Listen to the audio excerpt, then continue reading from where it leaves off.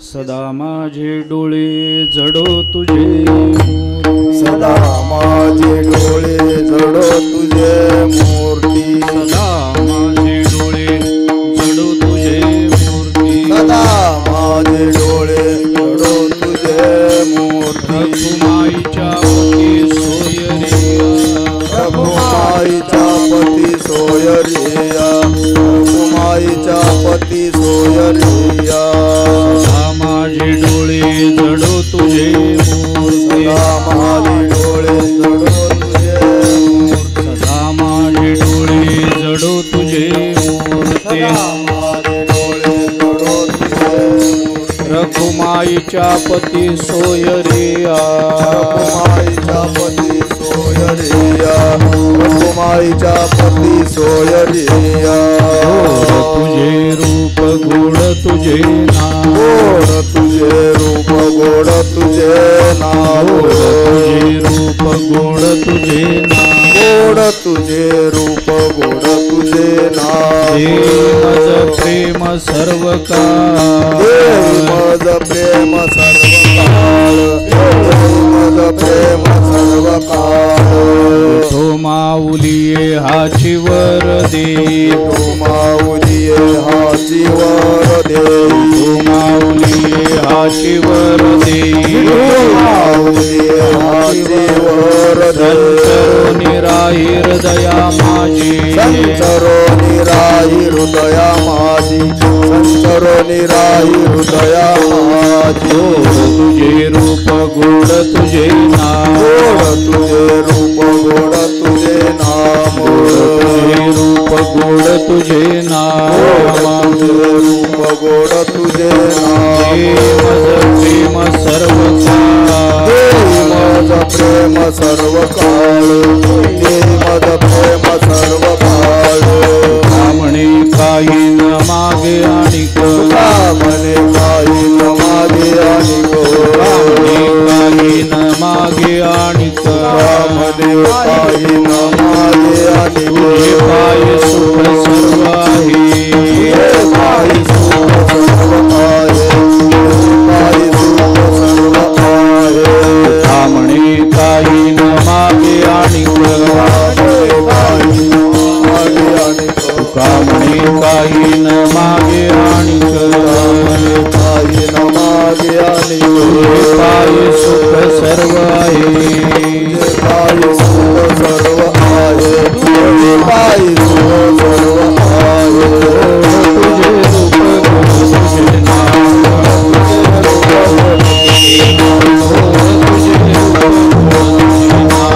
तुझे रूप बोल तुझे मज प्रेम सर्व मज प्रेम सर्व मज प्रेम सर्व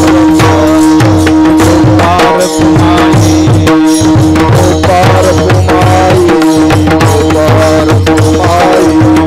कुमाई पार कुमाई पार कुमाई पार कुमाई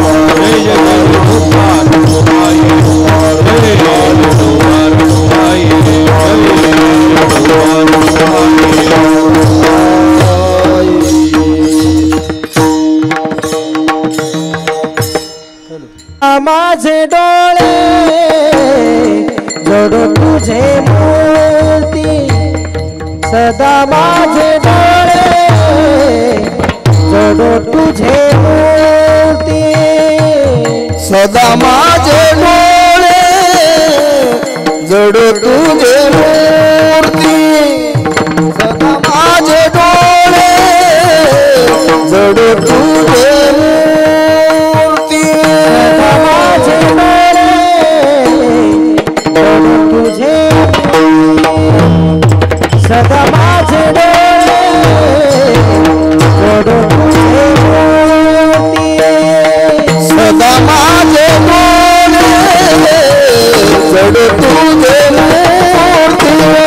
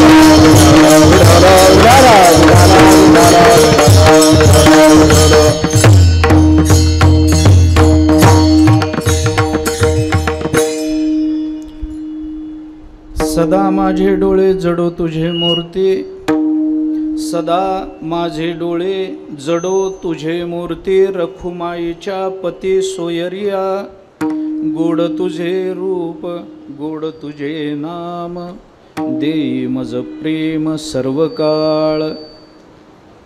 विठो माऊलिये हाची वर देई, विठो माऊलिये हाची वर देई. संचरो निराही हृदया माझे, गोड तुझे रूप गोड तुझे नाम, देई मज प्रेम सर्व काळ. तुका म्हणे काही न मागे अनेक, तुका म्हणे काही न मागे अनेक. तुझे पायी सुख सर्व आहे, गोड तुझे रूप गोड तुझे नाम, देई मज प्रेम सर्व काळ. विठ्ठला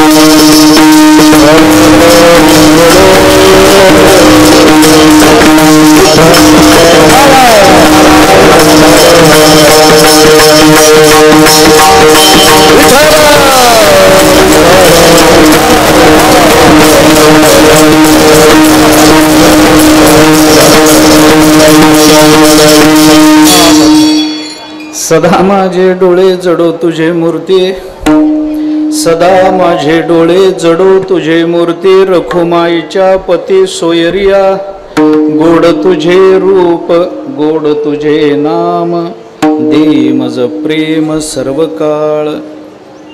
जगद्गुरु संत श्रेष्ठ श्री तुकाराम महाराज यांचा अत्यंत प्रसिद्ध अत्यंत महत्त्वाचा असा अभंग आहे. या अभंगाचा माझ्या मर्यादित वेळेमध्ये मर्यादित बुद्धीनं जेवढा विचार मला करणं शक्य आहे तेवढा करण्याचा मी प्रयत्न करतो. आजचा हा समारंभ हा एका विशिष्ट उद्देशाने आयोजित केला गेलेला आहे. बच्चेवार परिवाराकडून बांधल्या गेलेल्या नूतन वास्तूचा उद्घाटन समारंभ, वास्तुशांतीचा कार्यक्रम आणि तत्संबंधानं उद्यापासून हरिभक्तीपरायण भागवताचार्य वेदमूर्ती सखाराम महाराज यांची भागवत कथा संपन्न होते आहे. त्या भागवत कथेच्या पूर्वसंध्येला आजच्या दिवशी भगवंताचं नामस्मरण व्हावं, वास्तुशांतीचा कार्यक्रम संपन्न व्हावा याच्याकरता म्हणून कीर्तनाचा हा समारंभ आयोजित केला गेलेला आहे आणि त्या निमित्तानं ही सेवा आहे. वाल्मिकी रामायणामध्ये ज्या वेळेला रामचंद्र प्रभू आणि सीता मातोश्री अरण्यामध्ये वनवासाकरता लक्ष्मणासहित गेले आणि भारद्वाजांच्या आश्रमामध्ये रामचंद्र प्रभूंचं मुक्काम पडला आणि भारद्वाजांनी रामचंद्र प्रभूंना असं सांगितलं की आता तुम्ही इकडं तिकडं एकदम 14 वर्ष रोज एका ठिकाणी फिरू नका, एक पर्णकुटी बांधा आणि त्या पर्णकुटीमध्ये काही दिवस इथं आपण वास्तव्य करा, असं वाल्मिकींच्याकडून भारद्वाजांकडे गेल्यानंतर रामचंद्र प्रभूंना भारद्वाजांनी सांगितलं. आणि हे सांगताना रामचंद्र प्रभूंना भारद्वाजांनी असं सांगितलं की ही नुसती पर्णकुटी बांधून आपण राहू नका. त्यांनी सांगितलं त्याची वास्तू शांत करा, असं त्याची वास्तू शांत करायला सांगितलं. आणि वास्तू शांत का करावी याच्याकरता जेव्हा पृच्छा करण्यात आली, विचारणा करण्यात आली, त्यावेळेला त्यांचे शब्द असे ते असं म्हणतात, कर्तव्यम वास्तुशमनम सौमित्रे चिरजीविभिः, असं म्हटलं. ज्यांना आपण दीर्घकाल जगावं अशी अपेक्षा असते त्यांनी आपल्या घराची वास्तू शांत केली पाहिजे. विठ्ठला विठ्ठल.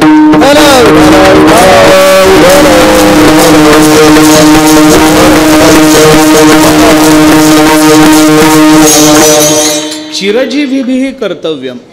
ज्यांना खूप काळ जगण्याची इच्छा आहे, ज्यांना आपलं आयुष्य भरपूर असावं असं वाटतं, त्यांनी काय करावं? कर्तव्यम वास्तुशमनम. त्यांनी आपल्या वास्तूचं शमन केलं पाहिजे, वास्तूची शांत केली पाहिजे, असा उपदेश रामायणामध्ये दिसतो. पुढं आणखीनही काही त्या संबंधामध्ये उपदेश आहे, पण आता मला त्या संबंधात फार बोलायचं नाही. औचित्य वास्तुशांतीचं आहे आणि तत्संबंधानं रामायणामध्ये आलेलं एक प्रमाण फक्त आपल्यासमोर मी ठेवलं आहे की ज्याला ज्याला आपण दीर्घकाल जगावं असं वाटत राहतं त्यांनी आपल्या वास्तूची शांत करावी, असं जर सांगितलं गेलेलं असेल ऋषीकडून, रामचंद्र प्रभूंकडून रामायणामध्ये, तर आपल्याला वास्तुशमन करणं कर्तव्य आहे. आणि हे कर्तव्य या परिवाराकडून पार पाडलं गेलं. याच्याकरता या परिवाराला या वास्तुशांतीमध्ये, या वास्तूमध्ये राहताना काय भूमिका स्वीकारावी लागेल, या वास्तूमध्ये राहताना भगवंताजवळ काय मागावं लागेल, या वास्तूमध्ये राहताना भगवंताकडून कशाची अपेक्षा करावी लागेल, याचं चिंतन करण्याकरता प्रस्तुत अभंग आहे. विठ्ठला विठ्ठल.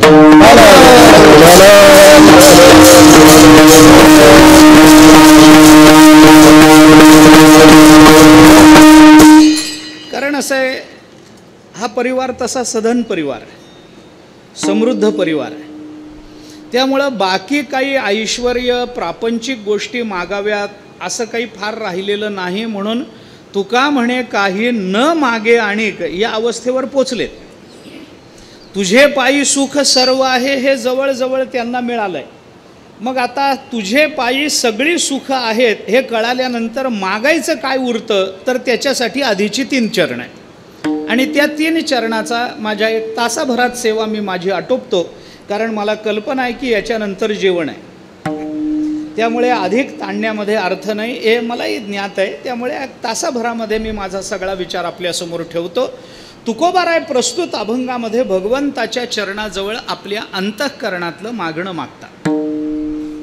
हे मागणं काय आहे या संबंधातला विचार 3 चरणात आला आणि हे मागणं मागताना आपल्या मनोभूमिका काय असाव्यात याची भूमिका याचा विचार शेवटच्या चरणामध्ये आला.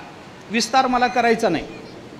तथापि मनुष्य जेव्हा काही मागणं मागण्याचा प्रयत्न करतो, काहीतरी त्याच्या अंतःकरणातल्या इच्छा व्यक्त व्हायला लागतात, तेव्हा त्याच्या मागे काही हेतू असतो, त्याच्या मागे काही प्रक्रिया घडत असते. ती बुद्धीची प्रक्रिया असते, ती मनाची प्रक्रिया असते आणि या प्रक्रियेतून माणसाच्या अंतःकरणामध्ये मागणीचा उदय होत असतो. कोणी उठतं कुणासमोर जाऊन हात पसरतं असं सहसा जगामध्ये होत नाही, कोणी पसरत नाही. मग मागण्याकरता काय लागतं याचा जर मानसशास्त्राच्या अंगानं आपण जर विचार केला, त्याची मागची जर सायकॉलॉजी बघितली, मनोभूमिका आणि बुद्धीची भूमिका जर बघितली, तर कोणताही मनुष्य मागणं मागतो याच्या मागे 2 कारणं असतात महाराज. 2 कारण. पहिलं कारण असं असतं की आपल्याला कशाची आवश्यकता आहे, आपल्या जीवनामध्ये काय अपूर्ण आहे याची पहिल्यांदा जाणीव असावी लागते. आपल्या जीवनातल्या अपूर्णतेमुळे जीवनामध्ये दुःखाचा अनुभव यावा लागतो आणि आपल्या जीवनातली ती अपूर्णता भरून काढण्याकरता आपल्याला ज्याची गरज आहे ते जसं कळावं लागतं, तसं ते आपल्याजवळ नाही याचं भान असावं लागतं, तर मनुष्य मागत असतो. अगदी सरळ आणि एका वाक्यात बोलायचं झालं तर माणसाच्या अंतःकरणामध्ये मागणीचा उदय होतो तो 2 कारणांनी, गरज आणि अप्राप्ती.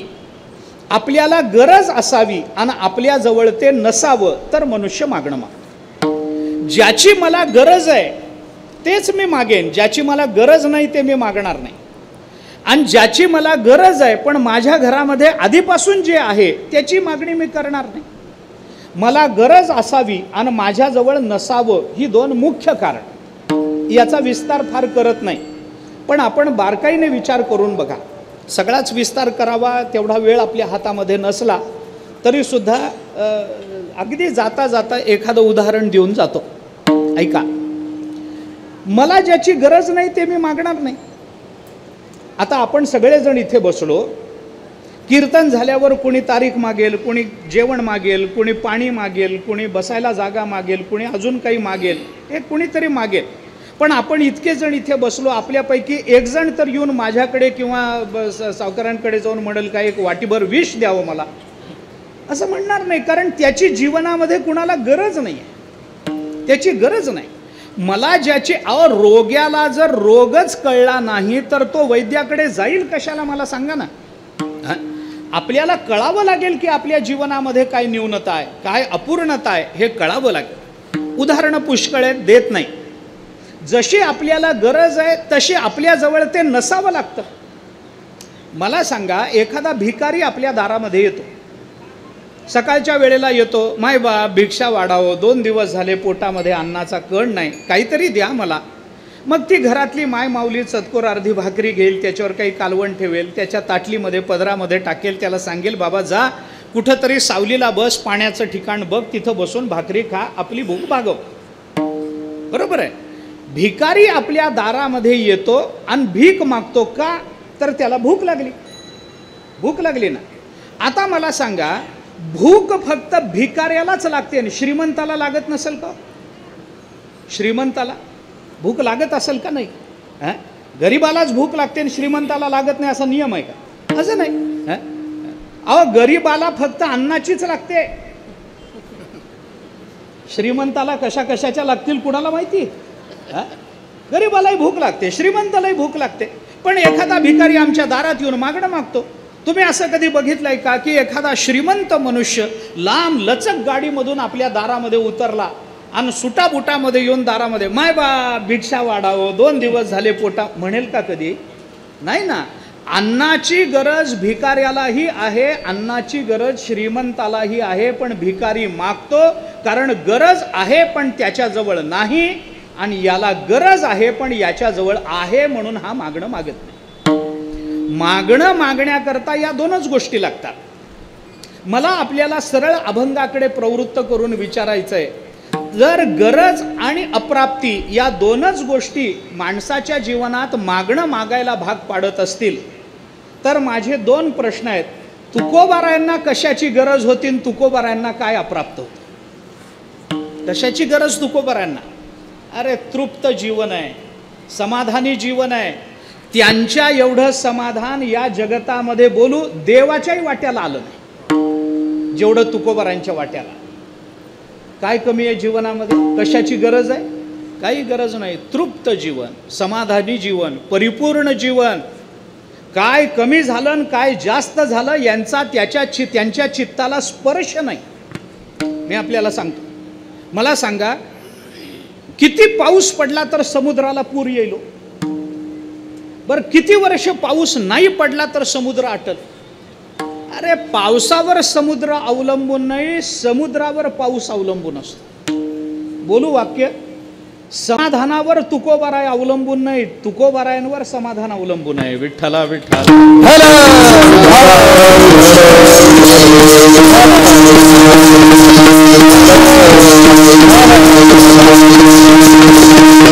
मी माझी भाषा बोलत नाही, ज्ञानोबाराय बोलतात. वाचा आपण ज्ञानेश्वरी. संतुष्ट सततम योगी यतात्मा दृढ निश्चय मयि अर्पित मनोबुद्धी यो मद्भक्त समे प्रिय. खालची ओवी.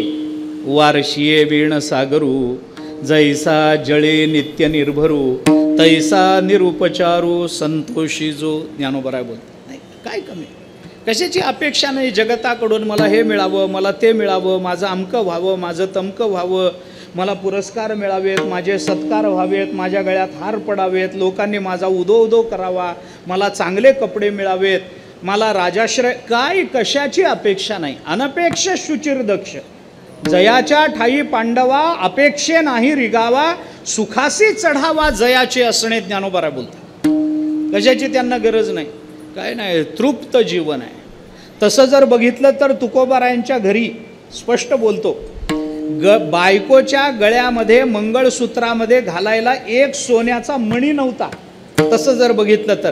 पण भाषा किती अलौकिक आहे. सर्व सुख ल्यालो सर्व अलंकार आनंदे निर्भर डुल्लत. धंद्याचं दिवाळ निघालंय, भाषा वापरली. बरे झाले देवा निघाले दिवाळे, पण भाषा काय वापरली? सुखाचे व्यवहारी सुखलाभ झाला आनंद कोंदला मागे पुढे. अरे प्रपंचाच्या दृष्टीने येणारी न्यूनता तुकोबारायांच्या परमार्थावर परिणामच करत नाही हो. आमचा प्रपंच बिघडला की परमार्थ बिघडतो. परमार्थ बिघडला तर आमचा प्रपंच कधी बिघडत नाही.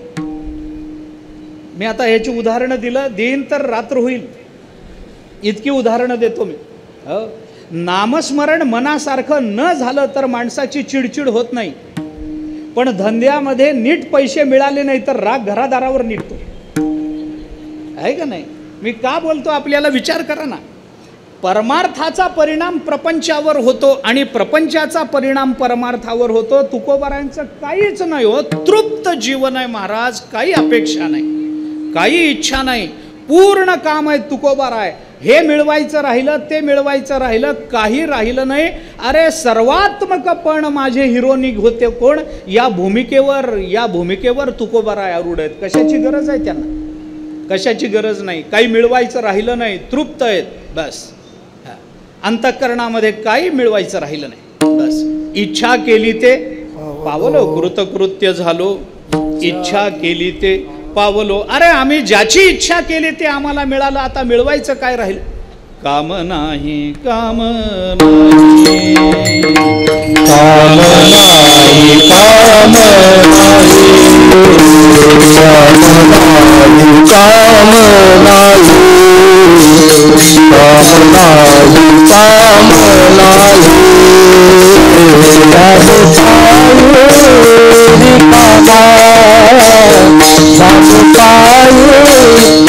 Bye.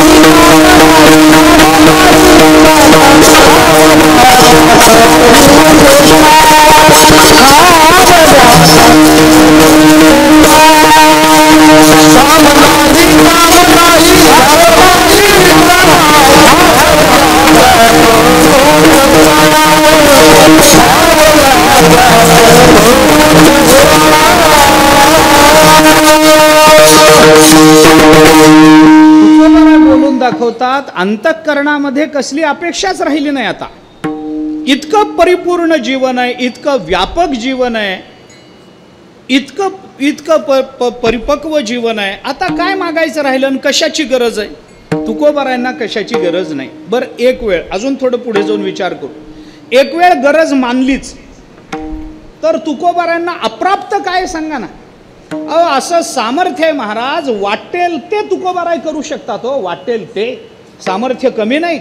अहो देवाला आकाराला आणायचं ज्याचं सामर्थ्य, त्याला प्रपंचात काही मिळवणं अशक्य आहे का मला सांगा. काय कमी आहे त्यांना? काही करू शकतात महाराज. मनात आलं तर भिंत चालवतील, मनात आणलं तर रेड्याच्या मुखातून वेद वदवतील, मनात आणलं तर मेलेल्याला उठवून बसवतील, मनात आणलं तर परब्रह्माला सुद्धा खाली यायला भाग पाडतील, मनात आणलं तर परब्रह्माला स्वतःची चाकरी करायला लावतील. काय कमी आहे मला सांगा महाराज. करील ते काय नो हे महाराज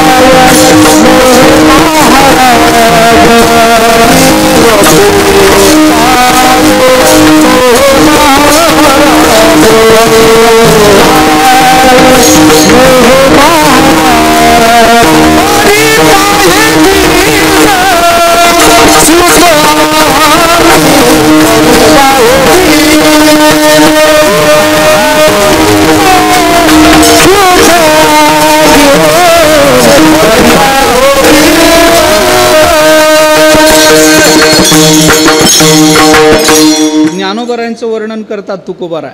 काय कमी आहे, काय अशक्य आहे? अहो काय वाटेल ते करण्याचं सामर्थ्य तुकोबाराय स्वतः बोलून दाखवतात. हो गाढवाचे घोडे आम्ही करू दृष्टी पुढे. तुकोबाराय म्हणतात आम्ही दृष्टी पुढे गाढवाचं घोडं करू. हळूहळू नाही, दृष्टी पुढे करू, लगेच ताबडतोब करू. आम्ही गाढवाचं घोडं कुणाला करता येत नाही, ब्रह्मदेवालाही करता येत नाही. पण तुकोबाराय म्हणतात गाढवाची घोडे आम्ही करू, आम्ही गाढवाचं घोडं करून. तुकोबारायांनी केली आहे तो गाढवाची घोडी. हो जे अभंग बुडवायला आले त्यांना टाळ घेऊन उभं केलं, गाढवाचं घोडं झालं का नाही सांगा बरं आपण. जे काट्यानं मारायला आले त्यांना श्रोता म्हणून कीर्तनामध्ये टाळ घेऊन उभं केलं, आलं का नाही? गाढवाचं घोडं झालं का नाही मला सांगा. कितीतरी अशी उदाहरणं आहेत ज्ञानोबारायांनी केली. गाढवाची घोडी झाली ना. ज्याने ज्ञानोबारायांना मांडे भाजायला परळ मिळू दिला नाही मातीचा खापराचा, ज्ञानोबारायांनी केली का नाही कृपा? नामदेवरायांचा गुरु होण्याचा अधिकार त्यांना प्राप्त करून दिला. गाढवाचं घोडं झालं का नाही मला सांगा. किती उदाहरणं सांगू मी आता. ब्रह्मदेवाला जमत नाही गाढवाचं घोडं करायला. मी गंमत म्हणून सांगतो. ब्रह्मदेवानी गाढवं 4 निर्माण केली आणि खाली दिली पाठवली.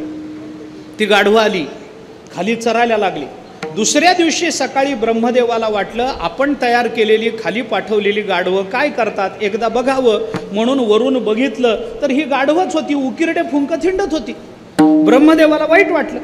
अरे काय आपण गाढवं तयार करून हे उकिरडे फुंकत हिंडतात, कशा करता आपण खाली गाढवं पाठवली? आधीच काय खाली गाढवं कमी आहेत का?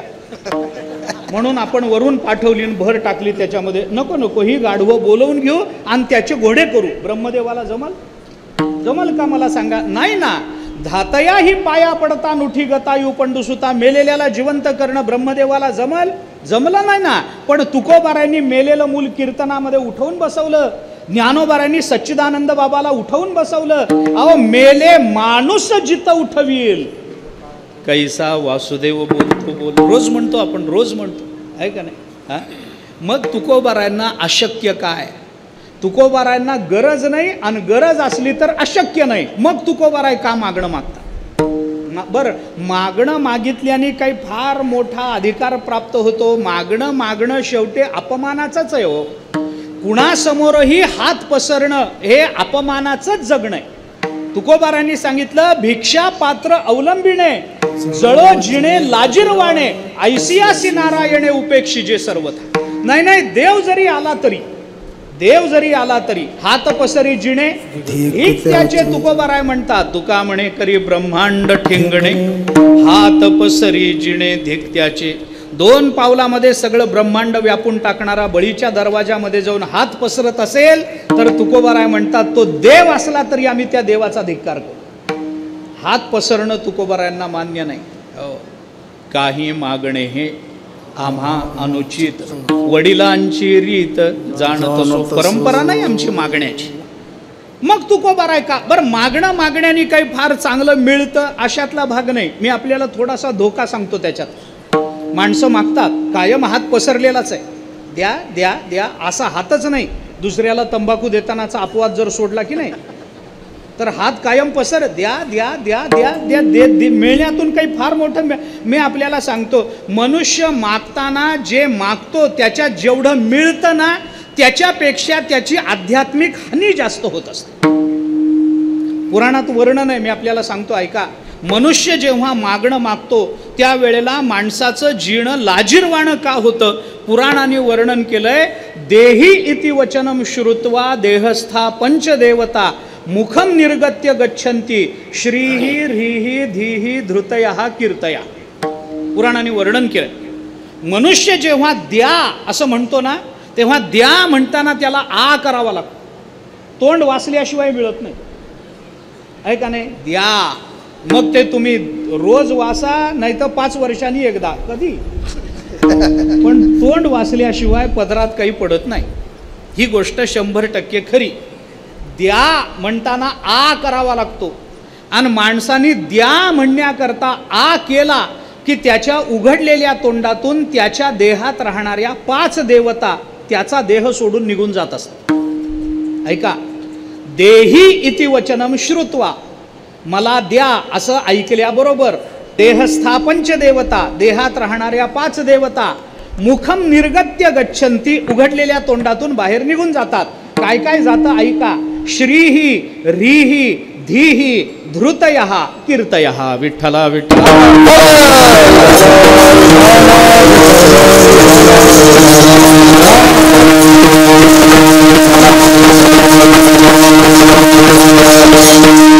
तुकोबाराय जे म्हणतात ना, भिक्षा पात्र अवलंबिणे जळो जिणे लाजिरवाणे, हे लाजिरवाणं पण इथं आहे. ऐका, मनुष्य लाजिरवाणा का होतो ते इथं कारण आहे. मला द्या असं ऐकल्याबरोबर 5 देवता निघून जातात. श्रीही, त्याची लक्ष्मी त्याला सोडून जाते. पैसा सोडून जातो असं मी म्हटलं नाही, मी म्हणतो लक्ष्मी सोडून जाते.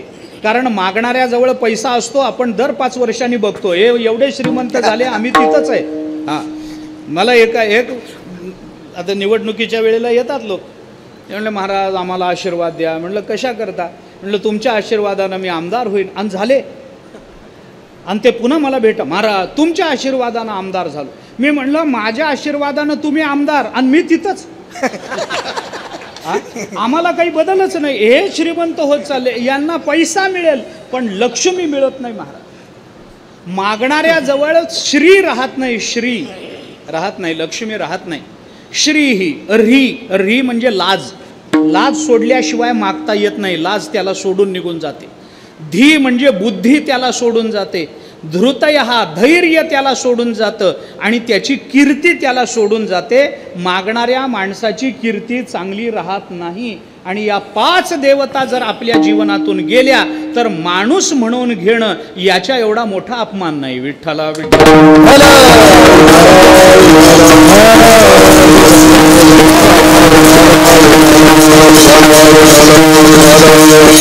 आता गंमत अशी आहे, अशी पुराणाची वचनं माझ्यासारख्या सामान्य कीर्तनकाराला जर माहिती असतील तर तुकोबारांना माहीत नसतील का? हे तुकोबारांना माहीत नसेल का? पण एवढं सगळं माहिती असूनही तुकोबाराय मागतातच ना, हे चिदान देगा देवा तुझा विसर न व्हावा, मागतातच ना. तुकोबारायांचे मागणीपर प्रकरणातले अभंग काढले तर कितीतरी दिसतील गाथ्यामध्ये आपल्याला, प्रमाण देऊन वेळ घेण्याचं कारण नाही. पण एवढं सगळं माहिती असून तुकोबाराय का मागतात याचं थोडंसं कारण सांगून पुढे जात. मागू नये ही गोष्ट 100% खरी आहे. मागणं मागणाऱ्यांचा तुकोबारायांनी निषेध केला ही गोष्ट 100% खरी आहे. पण हे सगळं झाल्यानंतर जेव्हा नियमाप्रमाणे तुकोबाराय पसायदान वाचायला बसले तेव्हा पसायदानाच्या पहिल्या ओवीत तुकोबाराय अडले. पसायदानाची पहिली ओवी पाठे का? आता विश्वात्मके देवे येणे वाग्यज्ञे तोषावे तोषोनी मज द्यावे. मग द्यावे म्हणताना ज्ञानोबारायांची श्री का सोडून गेली नाही? द्यावे म्हणताना ज्ञानोबारायांची कीर्ती का गेली नाही? द्यावे म्हणताना ज्ञानोबारायांचं धैर्य का गेलं नाही? द्यावे म्हणताना ज्ञानोबारायांची लज्जा का सोडून गेली नाही? द्या म्हणल्यानंतर ज्ञानोबारायांची बुद्धी का सोडून गेली नाही? आणि याचा विचार करताना तुकोबारायांच्या लक्षात आलं नुसतं द्या म्हणणं ही अडचण नाही आहे. माणसाच्या मागणीमध्ये 4 प्रकारचे दोष येतात. ऐका, माणसाच्या मागणीमध्ये 4 प्रकारचे दोष येतात. मी आपल्याला सरळ सांगतो, वेळ आपल्याकडे कमी आहे, तासाभरात सगळाच अभंग मला संपवायचा आहे. 4 दोष येतात. काय दोष येतात? माणसाला कळत नाही. काय कळत नाही? कुणाकडे मागावं 1, काय मागावं 2, कसं मागावं 3 आणि किती मागावं 4. या 4 गोष्टी न कळता जे आपण मागतो ते मागितलेलं आपल्याला बंधनात टाकत असतं. या 4 गोष्टींची जाणीव झाली की मग आपल्याला मागणीचं बंधन राहत नाही, ती मागणी आपल्या जीवनाचा दोष ठरत नाही. लक्षात घ्या. म्हणून या 4 गोष्टी शिकवण्याकरता तुकोबारायांनी प्रस्तुत अभंगातलं चिंतन आपल्यासमोर ठेवलं. कुणाकडे मागावं, काय मागावं, कसं मागावं आणि किती मागावं या 4 गोष्टी या अभंगामध्ये 4 चरणात तुकोबारायांनी शिकवल्या. ऐका, माझं असं म्हणणं नाही महाराज, माझं असं म्हणणं नाही की पहिल्या चरणात कुणाकडे मागावं, दुसऱ्या चरणात काय मागावं, तिसऱ्या चरणात किती मागावं, चौथ्या चरणात कसं, हे तुकोबारायांनी शिकवलंय असं माझं म्हणणं नाही.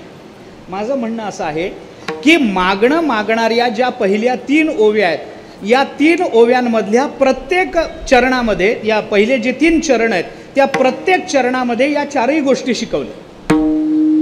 माझं म्हणणं, मी सोडवून देतो अभंग आपल्याला, मला अडकायचं नाहीच, विस्तार करायला वेळच नाही, तर धावता विचार सांगून जातो. सदा माझे डोळे जडो तुझे मूर्ती रखुमाईच्या पती सोयरिया. कुणाकडे मागावं? रखुमाईच्या पतीकडे मागावं. काय मागावं? माझे डोळे तुझ्या रूपाकडे जडलेले असावेत हे मागावं. कसं मागावं? त्याला सोयर्या म्हणून मागावं. आणि किती मागावं? सदा जडलेले असेत म्हणून मागावं. विठ्ठला विठ्ठला.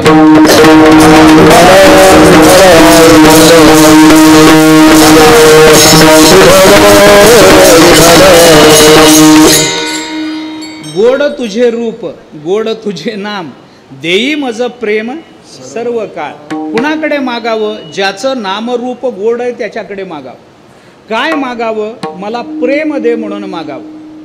कसं मागावं? तुझं नामरूप गोड आहे अशी त्याची स्तुती करून मागावं. आणि प्रेम मागायचं तर किती मागावं? सर्व काळ मागावं. ऐका, विठो माऊली हाची वर देई संचरोनी राही हृदया माझी. कुणाकडे मागावं? विठोकडे मागावं. काय मागावं? हृदयामध्ये राहा म्हणून मागावं. कसं मागावं? त्याला माऊली म्हणून मागावं. आणि किती मागावं? माझ्या हृदयात कायमचा राहा म्हणून मागावं. विठ्ठल.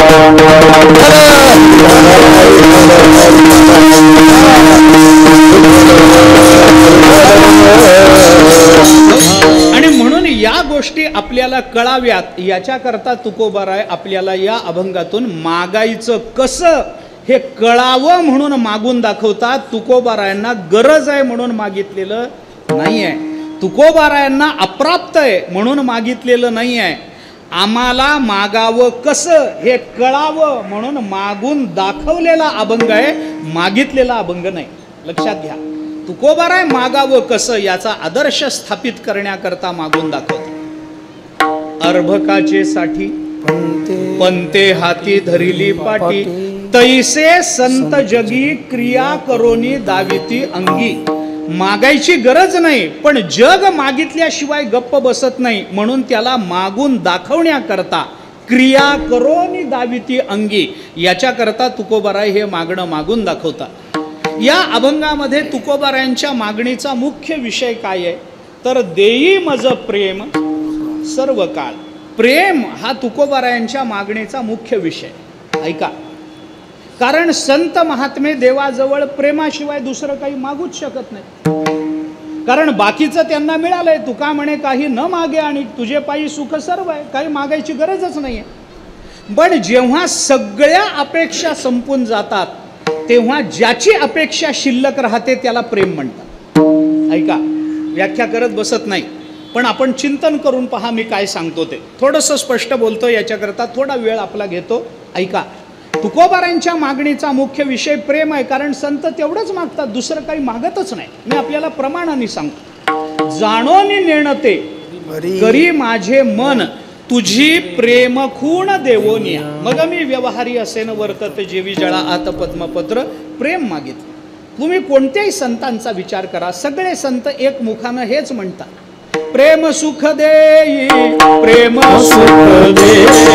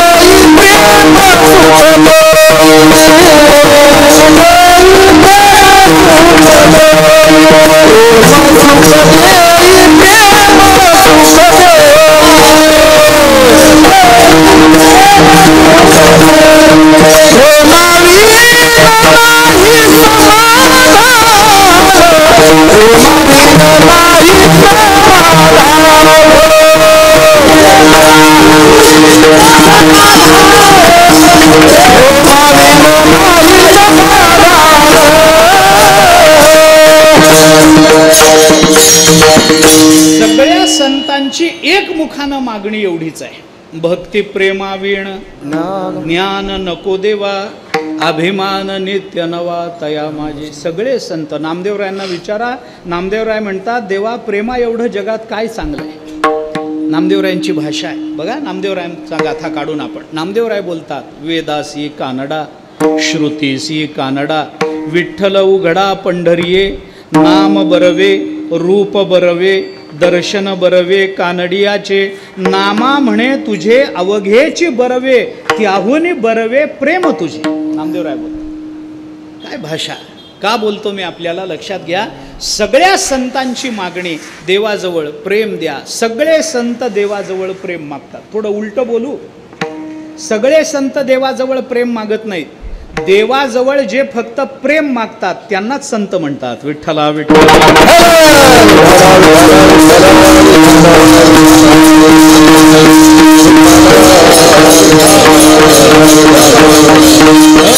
कारण देवाजवळ आम्ही प्रेमाशिवाय सगळं मागतोय. वाढावे संतान गृही, बस ह्याच्या पलीकडे आमचं मागणंच नाही. गृही व्हावे धनधान्य, याच्या पलीकडे आम्हाला मागणं नाही. आणि संत महात्मे मात्र देई मज प्रेम सर्व काळ, प्रेम सुख देई, प्रेम सुख देई. परमात्म्याजवळ या अभंगामध्ये तुकोबारायांनी देवाजवळ जे मागितलं ते फक्त प्रेम आहे. मुख्य मागणी, अभंगाचा मुख्य विषय प्रेम द्या हा आहे. पण तुकोबारायांनी जरी देवाजवळ प्रेम मागितलं तरी परमात्मा प्रेम देत नाही, ही वस्तुस्थिती आहे. जरा बोलतो स्पष्ट, माझी भाषा कानाला खटकेल आपल्या. पण तरी ऐका, परमात्मा वाटेल ते देईल. वाटेल. भागवतात आता उद्या तुम्ही ऐकाल, मुक्तिम ददाती करहिचित स्म न भक्ती योगम. भागवताची व्याख्या आहे. अरे परमात्मा तुम्हाला मोक्ष पाहिजे ना, सहज देईल, जा घेऊन. पण प्रेम देण्याच्या बाबतीत नाही. प्रेम देण्याच्या बाबतीत नाही. अर्जुनाने देवाचं कौतुक केलंय ज्ञानेश्वरीमध्ये. देवा तुम्ही किती उदार आहात, तुझे औदार्य जाणो स्वतंत्र, देता न म्हणसी पात्रापात्र, कैवल्या ऐसे पवित्र, ते वैरी आहे दिधले, मोक्ष दुराराध्य किर होय, तरी तो आराधी तुझे पाय, तू धाडील तेथ जाये पायको जैसा, तू आसन कादिकाचे निमाने, सायुज्य सौरसू केला पुतने, जे विषाचे निस्तनपाने मारू आली. अर्जुन कौतुक करतो देवाचं. देवा तुम्ही मोक्ष देण्याच्या बाबतीत किती उदार, किती उदार. अरे येईल त्याला मोक्ष देता, पुतना मारायला आली तर तिला तुम्ही मोक्ष दिला सनकादिकांसारखा. अजून काय पाहिजे, केवढा औदार्य, केवढा औदार्य. परंतु मी म्हटलं ना, माझं वाक्य खटकेल, सांगतो, मोक्ष देण्याच्या बाबतीत देवा एवढा उदार कोणी नाही. देव उदार, देव उदार, थोड्यासाठी फार देऊ जाणे. तुकोबाराय बोलता नाही का. मोक्ष देण्याच्या बाबतीत देवा एवढा उदार कोणी नाही, पण प्रेम देण्याच्या बाबतीत देवा एवढा कंजूस अजून जन्माला आला नाही. भाषा सरळ बोलतो मी. देवा एवढा कंजूस अजून जन्माला आला नाही. परमात्मा कुणालाही प्रेम देत नाही महाराज. प्रेम द्या. अरे त्याला ज्ञानोबाराय होऊन यावं लागतं तर प्रेम मिळतं, त्याला चोखोबाराय व्हावं लागतं, त्याला गोरोबा काका व्हावं लागतं, त्याला जनाबाई व्हावं लागतं तर देवाचं प्रेम मिळतं. तुम्ही आम्ही देवाच्या दारात जाऊन प्रेम मागून प्रेम मिळत नाही महाराज. प्रेम देण्याच्या बाबतीत परमात्मा फार कंजूस. वाटेल ते देईल, पण प्रेम एक वेळ आपला प्राण देईल, पण परमात्मा प्रेम कुणाला सहजासहजी द्यायचा नाही. परमात्मा प्रेम कुणालाही देत नाही. का देत नाही? एक कारण सांगतो, एक कारण सांगतो. परमात्मा सहसा प्रेम देत नाही. का देत नाही? त्यालाच मिळत नाही, तो काय देईल? विठ्ठला विठ्ठला.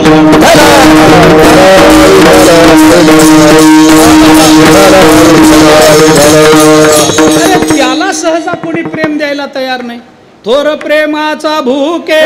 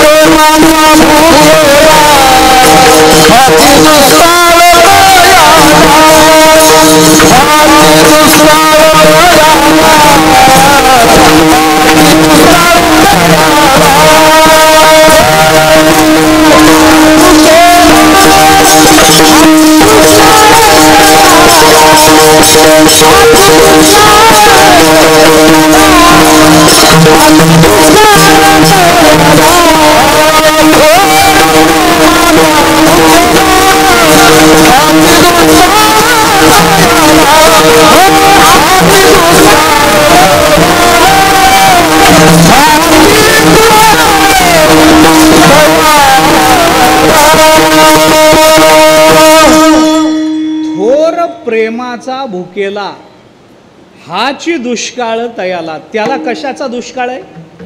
प्रेमाचा. आणि ज्याचा ज्याला दुष्काळ असतो तो ते वाटत नसतो. सरळ आहे का नाही? ज्याचा ज्याला दुष्काळ आहे तो ते वाटत नाही.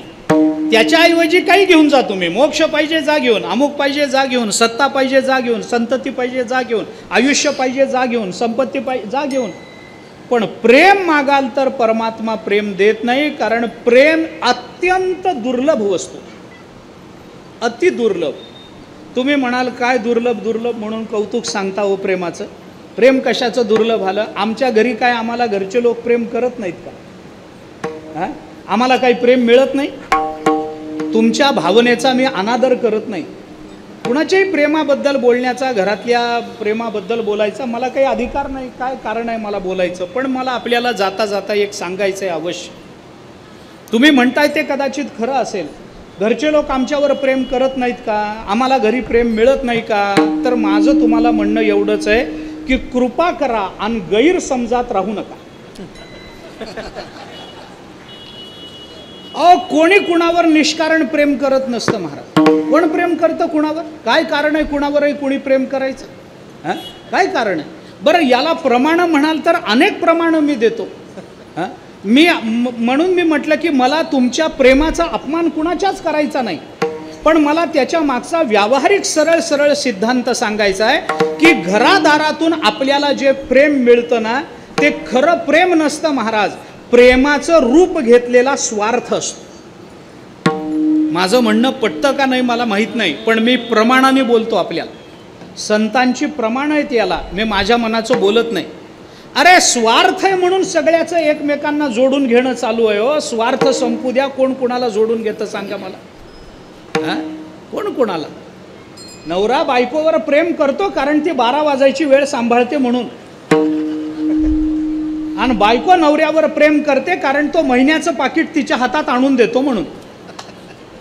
दुसरं काही नाही, काही कारण नाही. आता नोकरी करणारा असला तर महिन्याचं पाकिट, इतर जर असले तर रोजचं पाकिट आणून देतो म्हणून ती प्रेम करते. काय कारण आहे नाहीतर प्रेम करण्याचं? मला ही माझी भाषा नाही हो, तुकोबाराय बोलतात. धनवंता लागी सर्व सर्व मान्यता आहे जगी, जव मोठा चाले धंदा तव बहीण म्हणे दादा. सदा शृंगार भूषणे कांता लवी बहुमाने, तुका म्हणे धन भाग्य अशाश्वत जाण. तुकोबाराय बोलतात. किती जणांची भाषा सांगू मी आपल्याला? अहो उपनिषदात चला, याज्ञवल्क्य आपल्या पत्नीला उपदेश करताना ही भाषा बोलून दाखवतात. बृहदारण्यक काढा, याज्ञवल्क्य बोलतात. नवारे पत्युक कामाय पतिप्रियं भवति, आत्मनस्तु कामाय पतिप्रियं भवति. नवारे जाया कामाया जाया प्रिया भवति, आत्मनस्तु कामाय जाया प्रिया भवति. काही कारण नाही, काही कारण नाही. का नवरा बायकोवर आणि बायको नवऱ्यावर प्रेम करते? आत्मनस्तु कामाय जाया प्रिया भवति. अहो प्रेमाचा नियम आहे महाराज. आता हे लांबत जाईल प्रकरण. दुपारची वेळ आहे, ऊन डोक्यावर आहे, पोटात भूक आहे. पंचदशीच्या पहिल्या प्रकरणात हा नियम सांगितला. प्रेमाचा नियम असा आहे महाराज जगामध्ये. तात्विक सिद्धांत आहे, व्यावहारिक नाही, तत्वज्ञानाचा सिद्धांत आहे. प्रेमाचा नियम असा या जगामध्ये, कोणी मनुष्य दुसऱ्यावर प्रेम करतो ते नेहमी स्वतः करता करत असतो, आणि मनुष्य जे स्वतःवर प्रेम करतो ते कधीही दुसऱ्या करता करत नसतो. नियम आहे प्रेमाचा. विस्तार करत नाही, आपण चिंतन करून बघा. कोण कोणावर विनाकारण प्रेम करतं? महिन्याचं पाकिट चालू आहे म्हणून चालू आहे. काय बरं जाऊ द्या, हे काय प्रमाणं द्यायची ती द्या सोडून. मी तुम्हाला एक सोपा प्रयोग सांगतो, तेवढा करून बघा. आता काय तारीख आहे आज? 3 ना? 3. आत्ता महिना सुरू झाला, एप्रिल महिना. याच महिन्यात करून बघा. चला एक सोपा प्रयोग सांगतो, तेवढा करून बघा. काही नाही अवघड, मला बोलता येत नाही, अवघड मला सांगता येत नाही, सोपं सांगतो. आत्ता महिना सुरू झालाय, काही नाही, या महिन्यापासून घरी पगार द्यायचा बंद करा. सोपा प्रयोग. या महिन्यापासून घरी पगार द्यायचा बंद करा. नाही तुम्हाला पुढच्या चातुर्मासाला पंढरपूरला पाठवलं घरच्यांनी, नावच बदलून देतो. कोण घरी ठेवून घेतो महाराज? अहो खाणारं तोंड आणि काम न करणारा हात मध्यमवर्गीयाला परवडत नसतो महाराज. ऐका, काम न करणारा हात आणि खाणारं तोंड मध्यमवर्गीय माणसाला परवडत नाही. आपलं खाणारं तोंड जर वाढत असेल तर काम करणारा हातही वाढला पाहिजे, तर तुमचं आमचं घर चालतं, नाही तर चालत नाही. खरंय का नाही मला सांगा बरं? नुसतं खायचं आणि कामच करायचं नाही, पगारच द्यायचा नाही, कोण ठेवून घेईल घरी? कोण ठेवून घेईल घरी? असं चालत नाही. माता माऊलींना सांगतो, तुम्ही 1 महिनाभर करून बघाव, स्वयंपाक करायचाच बंद करा. तुम्हालाही पंढरपूरच आहे, दुसरीकडे पाठवत नाहीत कुठं.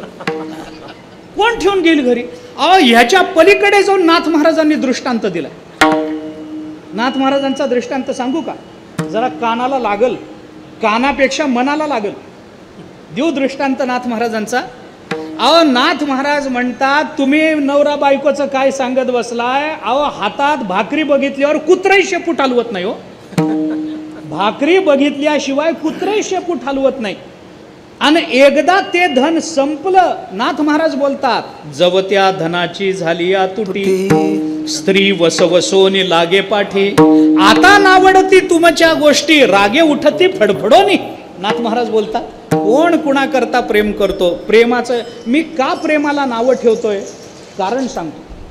कारण मला अपमान करायचा नाही कुणाच्याही भावनेचा. पतीच्या अंतःकरणात पत्नीविषयी असो अथवा पत्नीच्या अंतःकरणात पतीविषयी असो, मला प्रेमाचा अपमान करायचा नाही. पण आपण ज्याला प्रेम म्हणतो ते प्रेम नेमकं आहे काय याची कधी व्याख्या तपासली काय आपण? माझं देवावर प्रेम आहे असं जेव्हा मी म्हणतो, माझं ज्ञानोबारायांवर तुकोबारायांवर प्रेम आहे असं जेव्हा मी म्हणतो, तेव्हा प्रेम म्हणजे नेमकं काय आहे तुमचं सांगा ना. काय आहे प्रेम म्हणजे? प्रेम या संकल्पनेची व्याख्या काय? प्रेम ही संज्ञा आम्हाला कळाली का? कशाला प्रेम म्हणतात? प्रेम असं सांगता येत नाही, प्रेम असं दाखवता येत नाही. प्रेम नाही सांगता बोलता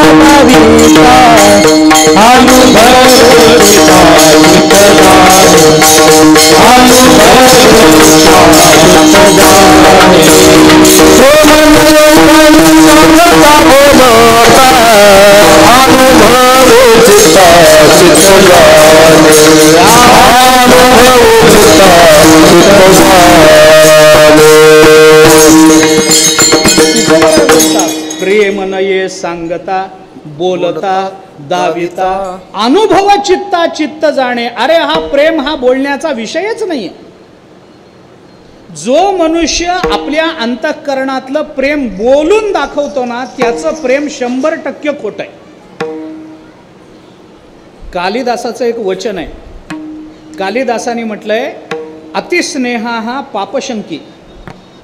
कालिदास असं म्हणतात की काही माणसं विनाकारण आपल्या पुढे येतात, फार प्रेम आहे असं दाखवतात, पुढं पुढं पुढं करतात, डोळे झाकून असं समजावं की त्यांच्या अंतःकरणात पाप आहे. नाहीतर कोण काय करेल आमच्या पुढं पुढं करायचं? कारण काय? काय कारण आहे? काय नाही. प्रेम असं बोलून दाखवता येत नाही. भक्तिशास्त्रामध्ये एक वचन आहे. आता हे आनंद वृंदावन चंपू नावाचं काव्य आहे. त्या चंपू काव्यातलं प्रमाण आहे. प्रेमाबद्दल बोलताना असं म्हटलंय, प्रेमाद्वयो रसिकयोरपि दीप एव हृद्वेष्म भासयति निश्चलमेव भाती द्वारादयो वदनतस्तु बहिकृतश्चेत निर्वाती न्यूनम अथवा लघुतामुपैति. प्रेमाबद्दल बोलताना म्हटलं, अंतःकरणामध्ये प्रेम हे असं शांत ज्योतीप्रमाणे तेवत असतं. आपण समई लावतो की नाही, दिवा लावतो, आणि दिव्याला वारा लागू नये म्हणून वर एक काच ठेवतो, कंदिलाची म्हणा काही म्हणा, एक काच आपण वर ठेवतो. त्याच्यामुळे ती ज्योत एकदम शांत होते, हलत नाही, एकदम शांत होऊन जाते. अशी जी शांत ज्योत असते ना, ती प्रेमाची ज्योत ही त्या ज्योतीप्रमाणे हृद्वेष्म भासयते, हृदयामध्ये तेवत असते. आणि हे प्रेम बोलून दाखवण्याकरता आपण तोंड उघडलं की उघडलेल्या तोंडातून वारा आत जातो आणि ती प्रेमाची ज्योत फडफडते तरी नाही तर विजून तरी जाते. म्हणून जिथं खरं प्रेम आहे ना, तिथं तोंड उघडायचं नसतं. तोंड उघडलं की प्रेमाची ज्योत विजली म्हणून समजायचं. का बोलतो? प्रेम नये सांगता बोलता दाविता अनुभव चित्ता चित्त जाणे. हे अनुभवाची जोगे नोहे बोला ऐसे. ज्ञानोबा आहे. कितीतरी प्रमाण. मी का बोलतो आपल्याला चिंतन करून पहा. आपण प्रेम ही अशी गोष्ट नाही आहे. आम्हाला वाटतं मग प्रेम आहे काय, प्रेम कशाला म्हणतात, आमच्या प्रेमाला तुम्ही का प्रेम म्हणत नाही? याचं कारण सांगतो. प्रेमाची व्याख्या करता येत नाही, पण भक्तिशास्त्रांनी प्रयत्न केला. प्रेमाबद्दल बोलताना भक्तिशास्त्रांनी चिंतन केलंय, सर्वथा ध्वंसरहितम सत्यपि ध्वंसकारिणे यद्भाव बंधनम युनो तत्प्रेमा परिकीर्तितः. प्रेम कशाला म्हणतात? मी साधं बोलतो, याचा खुलासे करत बसत नाही, प्रमाणही देत नाही जास्ती संतांची. मी सरळ सांगतो आपल्याला, उद्ध्वस्त होण्याची नष्ट होण्याची सगळी कारणं निर्माण होऊ नये, जे नष्ट होत नाही त्याला प्रेम म्हणतात. सर्वथा ध्वंसरहितम, कधी सत्यपि ध्वंसकारिणे, सगळी उद्ध्वस्त होण्याची कारण आहेत. मी प्रमाण देऊन सांगू, आता उद्यापासून ऐकणारच आहात तुम्ही सखाराम महाराजांच्या मुखात. भगवान गोकुळ सोडून गेले, पुन्हा गोकुळात फिरकले नाही. गोपिका भगवंताला भेटायला गेल्या तर भगवान भेट द्यायला तयार झाले नाही. दरबारामध्ये आलेल्या गोपिकांचा, गोकुळातल्या गोपिकांचा अपमान करून परत पाठवून दिलं. या गोपिकांनी मरताना देवाचं नाव घेतलं तरी त्याही वेळेला परमात्मा त्यांच्या समोर उभे राहिले नाही. परमात्म्याने त्यांचं नाव तोंडात धारण केलं नाही. परमात्मा त्यांना भेटायला कधी गेले नाहीत, कधी वास्तपुस्त नाही, कधी चौकशी नाही, कधी पत्र नाही, कधी निरोप नाही. कोणत्या गोपिका? ज्या गोपिकांवर भगवंतानी गोकुळामध्ये आपला जीव ओवाळून टाकला होता त्या गोपिकांच्या संबंधानं बोलतोय. त्यांच्याकडे पुन्हा भगवान गेले नाहीत. भगवंतानी त्यांना हकलून दिलं दरबारातून, त्यांचा अपमान केला, त्यांना शिव्या दिल्या, पण एवढं होऊनही गोपिकांच्या अंतःकरणातली भगवंताबद्दलची भावना बदलली नाही. त्याला प्रेम म्हणतात. विठ्ठला विठ्ठल.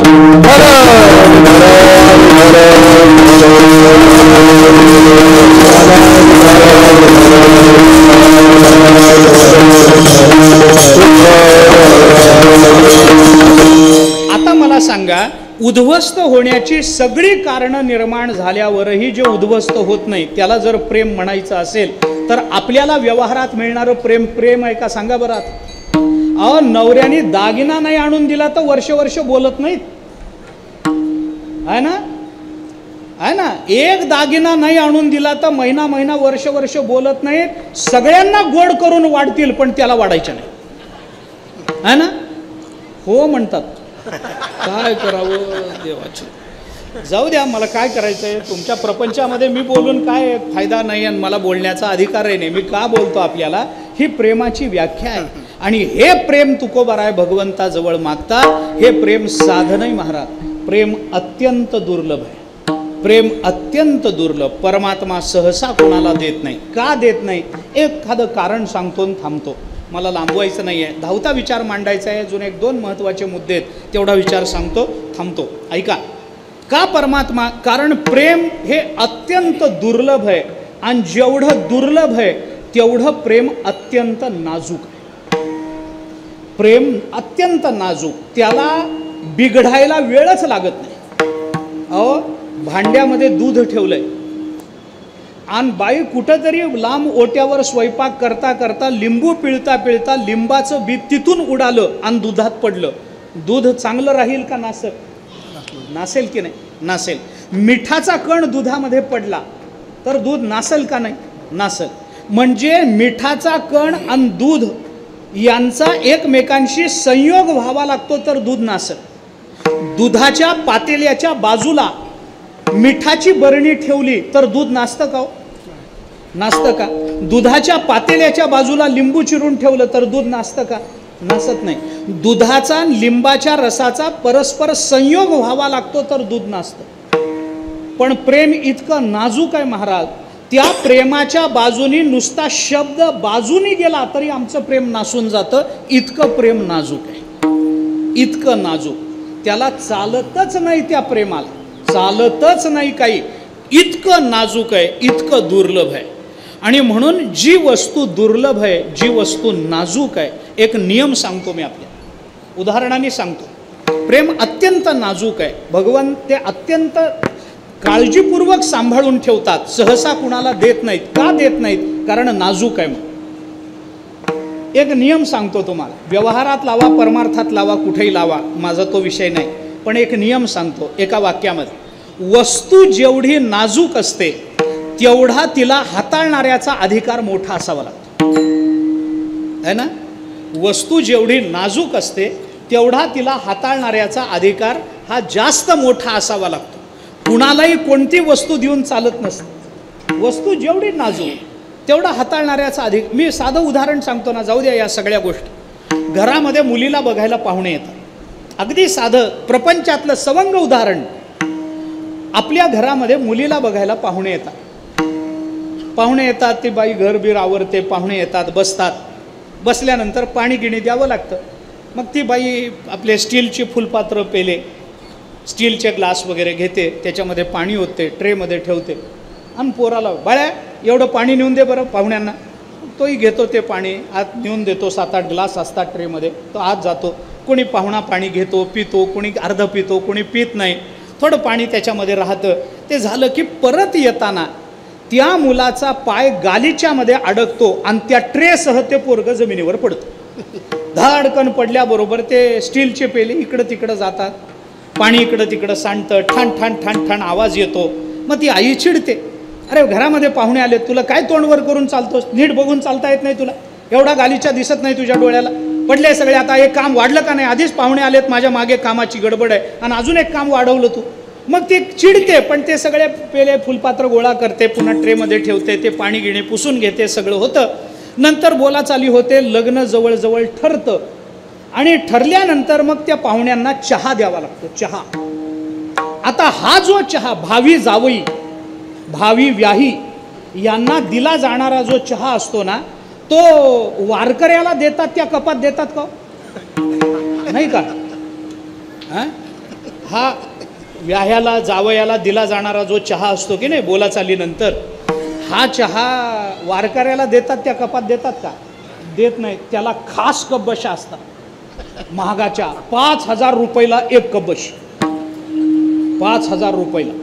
मग त्या वर ते वर का ठेवतात मला अजून कळलं. खाली ठेवलं तर काय बिघडतं, पण ते वर ठेवलेले असतात. मग त्या कब्बशा अलगद हाताने काढायच्या, त्याच्यावर ते प्लॅस्टिक घातलेलं असतं ते अलगद हाताने काढायचं, ते अलगद हाताने विसळायचं, मग ते अलगद ठेवायचं. आणि मग त्याच्यामध्ये तो चहा ओतायचा.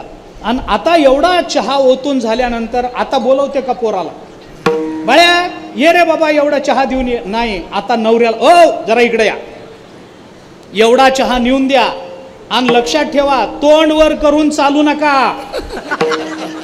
महागाच्या कब्बशा आहेत, एक वेळ सोयरी तुटली तर चालेल, पण कब्बशी तुटली तर याद राखा.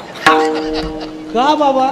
कारण वस्तू जेवढी नाजूक असते ना, तेवढा तिला सांभाळणाऱ्याचा अधिकार मोठा असावा लागतो. प्रेम अत्यंत नाजूक आहे महाराज, ते कुणाच्याही हातामध्ये दिलं जात नाही. अत्यंत नाजूक आहे, ते कुणाच्याही हातामध्ये दिलं जात नाही. आणि मग हाताळणाऱ्याचा अधिकार बघायचा असेल तर मग तुकोबारांच्या लक्षात आलं की आपण देवाजवळ प्रेम मागतोय, आणि प्रेम जर दुर्लभ आहे आणि प्रेम जर नाजूक आहे तर परमात्मा असं सहसा कुणालाही देणार नाही. आपण नारद भक्तिसूत्र पहा, मला आता प्रमाणं द्यायची नाही आहेत. मग परमात्मा, मग आपला अधिकार सिद्ध करावा लागेल. आणि अधिकार सिद्ध करायचा असेल तर अधिकारामध्ये 2 प्रकार असतात. एक अंतरंग अधिकार असतो आणि एक बहिरंग अधिकार असतो.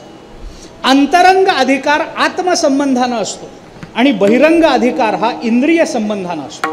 म्हणून तुकोबाराय देवाजवळ अंतरंग अधिकार मागताना म्हणतात, विठो माऊलीये हाची वर देई, संचरोनी राही हृदया माझी. हा माझा अंतरंग अधिकार, तुम्ही माझ्या हृदया माझी संचरोनी राहिलात की माझा अंतरंग अधिकार सिद्ध होईल. पण अंतरंग अधिकार सिद्ध होण्याकरता पहिल्यांदा बहिरंग अधिकार तर सिद्ध झाला पाहिजे. मग तुकोबाराय म्हणतात, देवा जर मला तुमच्याकडे प्रेम मागायचं असेल तर माझा अंतरंग अधिकार मी मागितला, पण अंतरंग अधिकाराच्या सिद्धीकरता बहिरंग अधिकार सिद्ध व्हायचा असेल तर बहिरंग अधिकाराची मागणी तुकोबाराय करताना देवाला म्हणतात, देवा मला जर प्रेम द्यायचं असेल तर मला बहिरंग अधिकारानं युक्त करा. आणि बहिरंग अधिकार काय आहे तर माझे डोळे तुझ्या रूपाकडे सदा जडलेले असावेत. अभंगाचं पहिलं चरण. सदा माझे डोळे जडो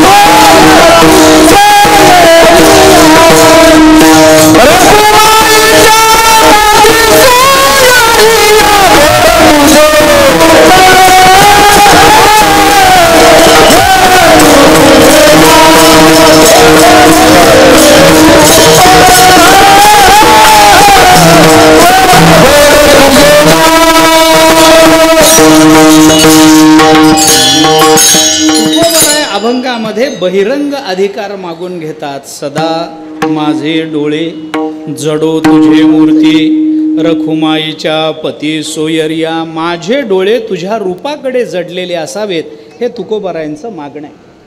आता काय आहे, विस्ताराचा विषय आहे, पण सूत्र सांगतो. प्रेम दुर्लभ आहे आणि प्रेम नाजूक आहे. प्रेमाच्या दुर्लभतेचा विचार हा ज्ञान मार्गाने करावा लागतो आणि प्रेमाच्या नाजूकपणाचा विचार हा भक्ती मार्गाने करावा लागतो तर जमतो. म्हणून सदा माझे डोळे जडो तुझे मूर्ती या चरणाचे दोन अर्थ होतात. एक ज्ञानपर अर्थ होतो आणि दुसरा भक्तिपर अर्थ होतो. डोळे या पदावर जोर दिला तर ज्ञानपर अर्थ आहे आणि मूर्ती या शब्दावर जोर दिला तर भक्तिपर अर्थ आहे. विठ्ठला विठ्ठला.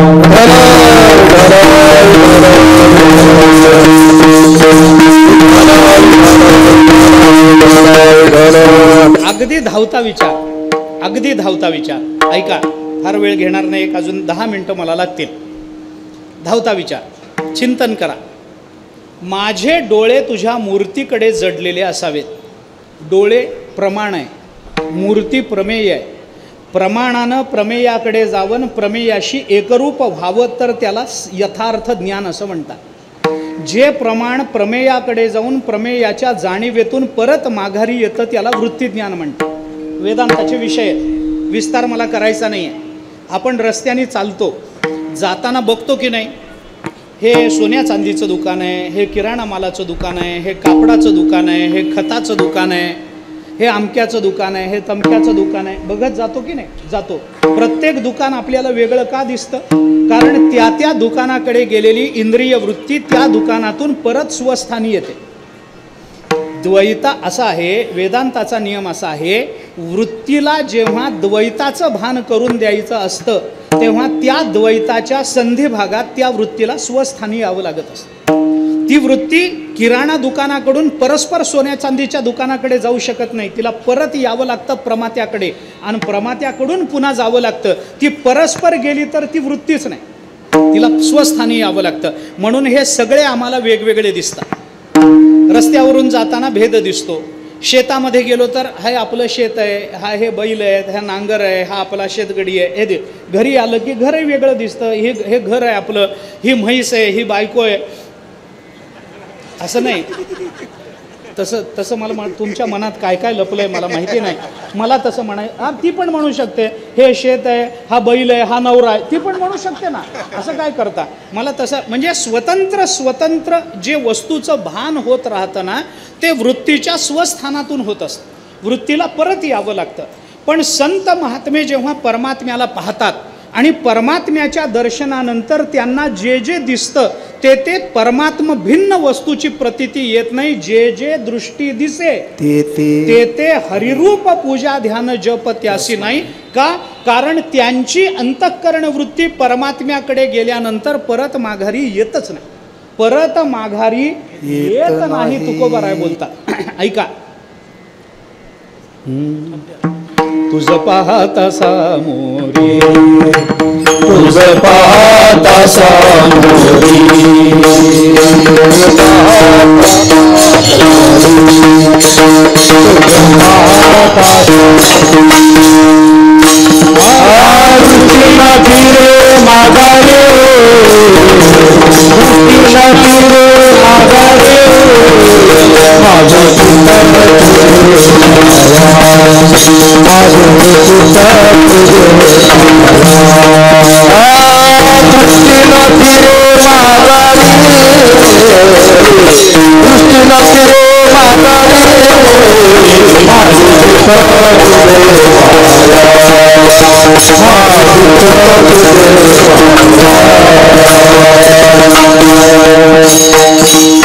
रोज म्हणतो, सकाळी आपण रोज म्हणतो, तुझ पाहता सामोरी दृष्टी माघारी न फिरे, सदा माझे डोळे जडो तुझे मूर्ती. माझी दृष्टी माघारी न फिरली पाहिजे. का न फिरली पाहिजे? कारण एकदा ज्ञानोबाराय बोलतात, ऐका, 18वा अध्याय ज्ञानोबारायांची भाषा आहे. ज्ञानोबाराय बोलतात, आता हे सांगितलं तर पुन्हा वाढत जाईल,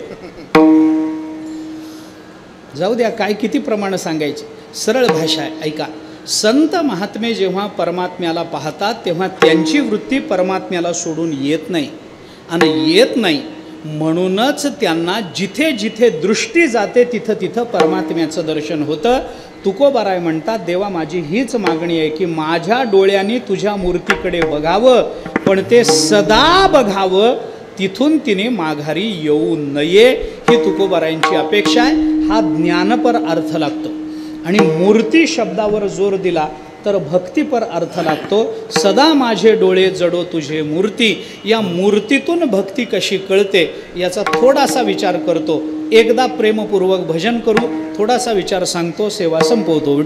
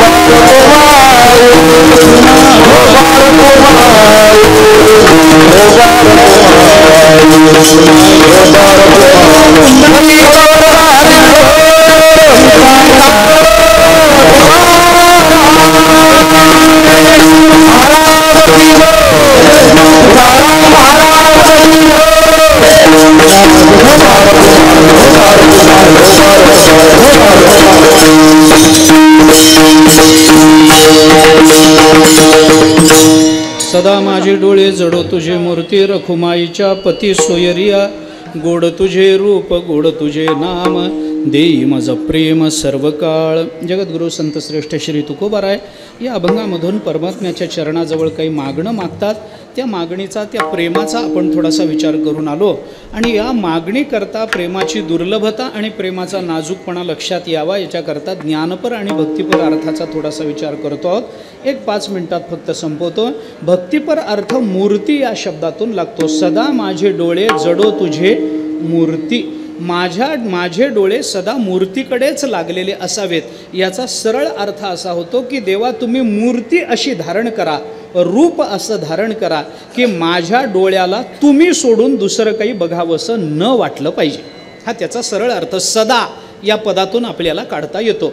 तुम्ही रूप असं धारण करा की असंच धारण करा. म्हणून आपल्याकडे शब्द नेहमी असेच वापरले जातात. आता प्रमाण देत बसत नाही, पण आता दृष्टी पुढे ऐसा तू राहे का ऐसाची, ऐसा राहे नाही, ऐसाची तू राहे, ऐसाची. हा चकार फार महत्वाचा, चकार महत्वाचा.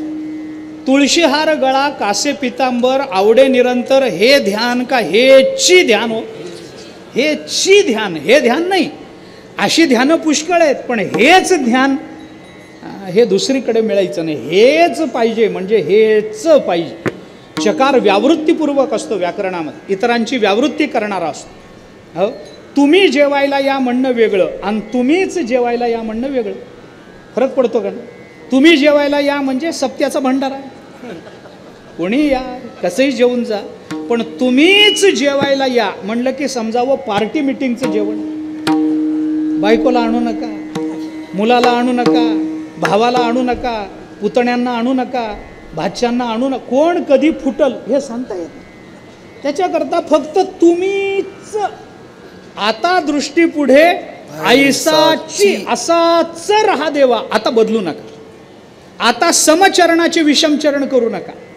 आता आम्ही कसेही वागलो तरी कमरेवरचे हात काढून डोक्याला लावू नका. आता तुम्ही काही तुम्हाला बदलण्याचा अधिकार नाही. आता दृष्टी पुढे ऐसाची हेच रूप आम्हाला पाहिजे. या रूपापेक्षा दुसऱ्या रूपाची आम्हाला अपेक्षा नाही. हेच रूप पाहिजे आणि हेच पाहिजे. या तुकोबारांच्या शब्दाचं वजन सांगतो मी आपलं. आता दृष्टी पुढे ऐसाची असंच राहा. आवडे निरंतर हेच ध्यान, हेच ध्यान. हे तुकोबारांचा हा चकारातून जो आग्रह आहे ना, हा आग्रह ह्या शब्द देव सुद्धा मोडू शकला नाही. मी तुम्हाला साधा युक्तिवाद सांगतो. आपण रामाचं मंदिर बघितलंय का? कृष्णाचं बघितलंय का? गणपतीचं बघितलंय? शंकराचं बघितलंय? संगमरवरी शंकराची पिंड बघितली का? बघितली. काळ्या दगडातली शंकराची पिंड बघितली. काळ्या दगडातली गणपतीची मूर्ती बघितली. पांढऱ्या रंगातली बघितली. पांढऱ्या रंगात संगमरवरातली रामाची मूर्ती बघितली. काळ्या दगडातली रामाची मूर्ती, जा की अयोध्येला, काळ्या दगडातली रामाची मूर्ती बघितली की नाही? बघितली. या सगळ्या मूर्त्या आपण बघितल्या आहेत. मला सांगा, जगाच्या पाठीवर पांढरा पांडुरंग दिसला का? ऐकायला तरी बरं वाटते का? पांढरा पांडुरंग कुठंतरी जगाच्या पाठीवर पांढऱ्या संगमरवरातल्या पांडुरंगाची मूर्ती दिसली का तुम्हाला? कुठं आहे का? बरं मला सांगा, काळ्या दगडात जर पांडुरंगाची मूर्ती कोरता येते तर संगमरवरात कोरता येत नसेल का? येत असेलच की नाही? कलाकाराला संगमरवरी दगड दिला आणि ह्याच्यातून पांडुरंगाची मूर्ती कोरून दे म्हणलं तर कोरून देईल की नाही? देईल. पण पांढरा पांडुरंग दिसला का जगाच्या पाठीवर? कुठं नाही. तो काळाच दिसणार का? कारण तुकोबारायांनी आग्रह धरलाय, आता दृष्टी पुढे ऐसाची राहे.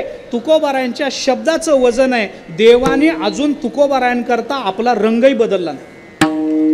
तुकोबारायांच्या शब्दाचं वजन आहे आणि म्हणून असंच रूप आम्हाला दिसत राहावं याच्याकरता तुकोबाराय मूर्ती शब्दावर जोर देतात आणि भगवंताच्या या रूपाचं आकर्षण आपल्या अंतःकरणामध्ये नित्य टिकावं की याच रूपाकडून आम्हाला प्रेम मिळेल.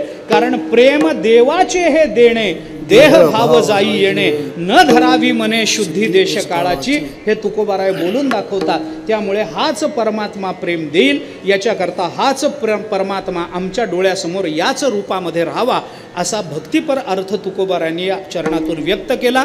एकूण या अभंगातून तुकोबारायांनी ज्या 4 गोष्टी आपल्याला सांगितल्या, मागायचं असेल तर देवाकडेच मागावं, देवाकडे मागायचं असेल तर प्रेमच मागावं, देवाकडे प्रेम मागायचं असेल तर देवाचं भजन करूनच प्रेम मागावं, आणि देवाकडे भजन करून प्रेमच मागायचं असेल तर ते नित्य आणि शाश्वत रूपाचं मागावं, हे तुकोबाराय आपल्याला या अभंगातून शिकवतात. आणि त्या दृष्टीने आपणही अशाच पद्धतीची मागणी भगवंताच्या चरणाजवळ केली पाहिजे. बच्चेवार परिवाराला या वास्तूमध्ये हे सुख मिळावं, त्यांच्या अंतःकरणामध्ये भगवंताविषयीचं प्रेम निर्माण व्हावं, भगवंताकडे प्रेम मागण्याची सद्बुद्धी सामर्थ्य त्यांना प्राप्त व्हावं आणि त्यांचे डोळे भगवंताच्या रूपाकडे जडलेले असावेत. माऊलींनी एवढी कृपा करावी. त्यांनी माऊलींचं नाव आपल्या वास्तूला दिलं आहे. माऊलींची एवढी कृपा करावी. जगद्गुरू तुकोबारायांनी त्यांच्यावर अनुग्रह करावा. भगवान श्री पंढरीनाथांनी त्यांच्यावर कृपा करावी. उद्यापासून सुरू होणाऱ्या भागवतामधून भगवान श्रीकृष्णाने रुक्मिणी मातेसह त्यांच्या घरामध्ये वास्तव्याला यावं, एवढी एक सद्भावना या परिवाराच्या संबंधानं व्यक्त करतो. या वास्तूमध्ये त्यांना सुख शांती प्रदान करण्यात यावी, यांना स्वास्थ्य लाभावं अशी प्रार्थना भगवंताच्या चरणी करतो.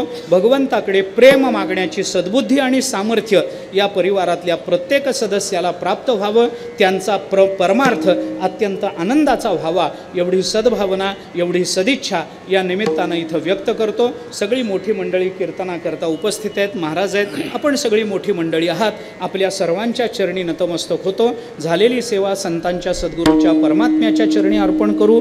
सगळी टाळकरी, वादक, गायक मंडळी, गुणीजन सगळ्या मंडळी आपल्या सर्वांच्या चरणी समर्पित करतो. सगळ्यांना अंतःकरणपूर्वक सर्वांपुढे नतमस्तक होतो. वाणीला विराम देतो. ज्ञानेश्वर ज्ञानेश्वर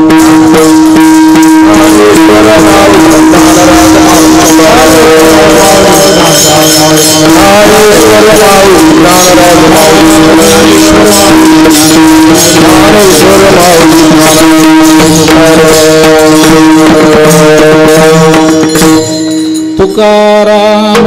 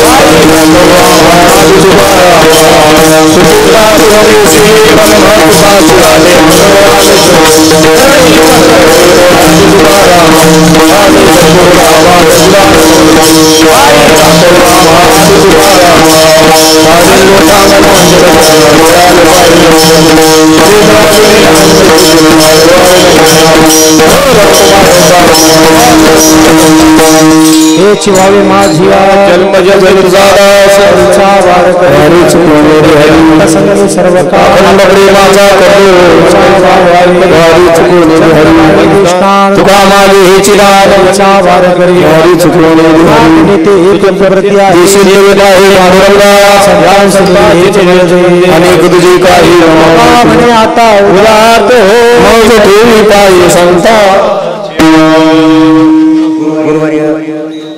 श्री चंद्रशेखरजी महाराज चैतन्य महाराज यांनी वेळेवरती येऊन गच्छवार या सोहळ्यामध्ये ते महाराज समाविष्ट झाले. 2 तास पावणे 2 तास जवळपास महाराजांनी कीर्तन सेवा केलेली आहे. आणि विशेषतः आपलं भावी जीवन कसं जावं सदा माझे डोळे जळू तुझ्या मोठी यावरती सुंदर शब्द त्याबद्दल सर्व निवासी सर्व वारकरी मंडळी व्यापारी मंडळीच्या वतीने महाराजांचे हार्दिक अभिनंदन, महाराजांची चिरऋणी आहोत। यानंतर कीर्तन संपल्यानंतर लागलीच इथंच सर्वांना भोजन प्रसाद मिळणार आहे, सर्वांनी तो घ्यावा आणि महाराज 15 मिनिटे इथे थांबणार आहे। अगदी शिस्तीमध्ये आपण दर्शन घ्यावं ही सर्वांना विनंती। रांगेमध्ये आपण महाराजांचं दर्शन